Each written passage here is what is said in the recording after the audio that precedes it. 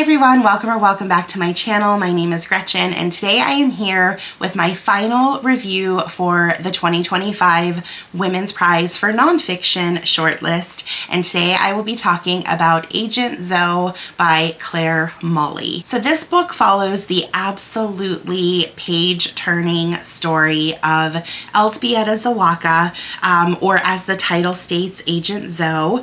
Agent Zoe was a Polish resistance fighter in World War II, and we learn all about her incredible journey in fighting for what I can only describe as the love of her life, which was her homeland of Poland, and ultimately Poland having its freedom. This book is packed with so much information about an absolute legend of a woman, and just by reading the first few pages of this book, you will realize what a fierce and fearless woman this was. No matter what she was up against, she never backed down or even flinched in the process. We follow Zoe very closely from the beginning of her life, early on through the time that she spent prior to the war, already being an active voice for women's rights.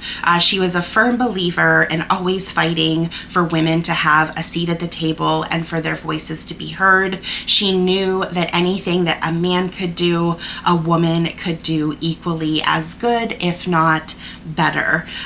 There were so many missions and different segments of her life that were covered, and each of them is fascinating in its own right, and there are too many to mention. But some of the things that the book covers are an instance where she was a stowaway on a train, and she was a courier for or played a very key part in the Warsaw Uprising as a courier for relaying intelligence. So that put her in a tremendous amount of danger, and she was always on some type of mission that was threatening to her life. We follow her as she's a stowaway on a train, or she's trekking over the Pyrenees, and there's a time where we talk about her being parachuted or jumping out of a plane, landing into Nazi-occupied Poland. So every day of her life was this dangerous adventure, and the author of this book delivers this information in a tremendous amount of detail. So much so that it almost feels like it reads like fiction. The life that this woman had was absolutely incredible, and we learn about all of the work that she did during the war, and then ultimately we get to the point in the book where she does get captured and she is imprisoned in a very terrible prison, and we learn about everything that she had to endure in there, and you know, all of the things that were stacked up against her. It's difficult to imagine a person experiencing any one of these things, but to know that she just faced one impossible challenge after another. She knew her work wasn't done, and every time she got done with one thing, or she got herself out of one predicament, there was always that drive for her to continue to go on. She was never satisfied. She always knew that there was work to be done for not only her home country, but in fighting for women's rights and for them to be able to be patriots for their country as well and fight alongside the men. And not only that, but as we're learning about all of these things that she's going through, we also tap into all of the personal things that she was going through along the way. Because she was constantly onto something new or fighting for a different cause, she came into contact with a lot of people, and we learn about all all of those personal bonds that she had, and the fact, and this is so sad, but she had these people that came into her life that she became very close to, and due to the nature of what she was doing, and just how dangerous the day-to-day scenarios were, this woman went through a tremendous amount of loss as well.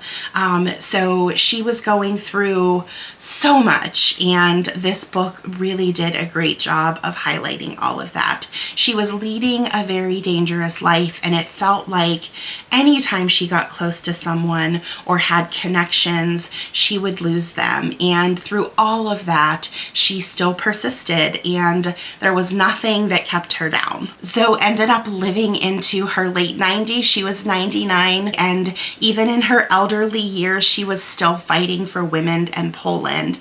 And as I mentioned before, I am not even scratching the surface of all that this book contains, but if you are a lover of history or enjoy learning about unsung heroes, I highly recommend this one. The last thing that I will say is that if you do decide to read this book, the only advice that I could give you is please take your time with it. A book like this should be appreciated not just for the story, but also the achievement of putting together a book like this.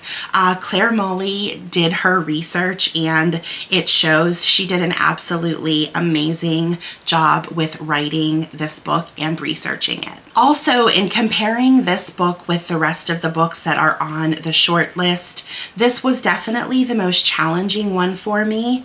I really love historical books, but they definitely require more of my brain power, and this was no exception. There were lots of historical events to keep track of, and Zoe touched the lives of so many people that it was sometimes hard to keep them straight, which is another reason why taking your time with it is going to benefit you in the end. And not only that, there were also instances where a lot of the people that came into her lives had the same name or similar names, so that was a little tough for me to keep track of, but I realized early on that this was a book that I would have to pace myself with, and because of that, I think that I was able to enjoy it a lot more. So that's a wrap on the reviews for this year's nonfiction prize, and I have had such a fun time reading these books. Within the past 2 years since the induction of this prize last year and this year,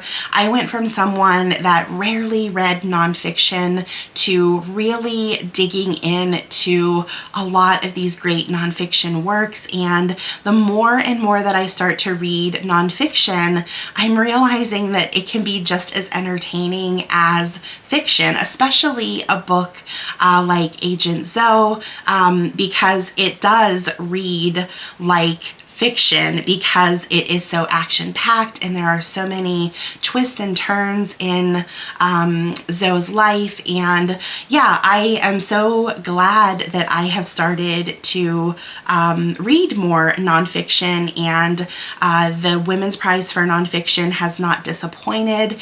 Every book that I have read this year has been solid, and it's going to be very difficult for me to put a ranking together, but I am going to put a video together for not only the nonfiction prize, but also talk about the fiction list as well, where I tell you about the books in order of my preference as far as rating goes, and then ultimately pick a winner for each one.